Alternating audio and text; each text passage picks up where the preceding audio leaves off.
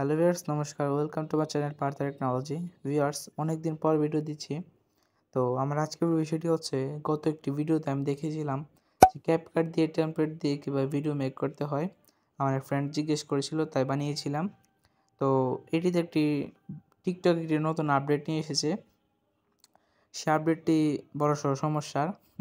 যে ক্যাপকাট থেকে আপনারা পছন্দ মতো যে কোনো একটি টেমপ্লেট ব্যবহার করে নিলেন, ভিডিও বানিয়ে নিলেন, তারপরে দেখা গেল যে টিকটকে ভায়োলেন্স চলে আসতে পারে।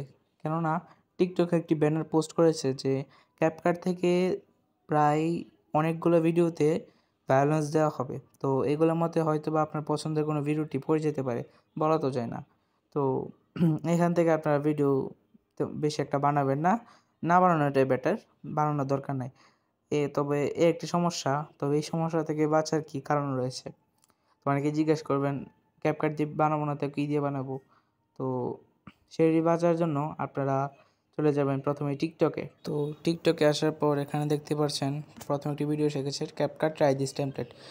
তো এরকম আপনার ভিডিও স্ক্রল করতে করতে করতে করতে যেগুলোতে আপনার যে ভিডিওটি পছন্দ হয় সেটি থেকে ট্রাই দিস টেমপ্লেটে ক্লিক করে ভিডিওটি মেক করে নেবেন। তাহলে আপনার আইডিতে তেমন একটা সমস্যা হবে না। তো আশা করি ভিডিওটি বুঝতে পেরেছেন টিকটকের ছোট্ট একটি আপডেট এটি।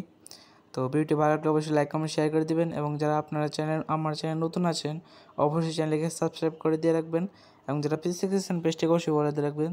তো আজকের মতো এখানে বিদায় নিচ্ছি, দেখা হবে পরবর্তী কোনো ভিডিওতে। নমস্কার।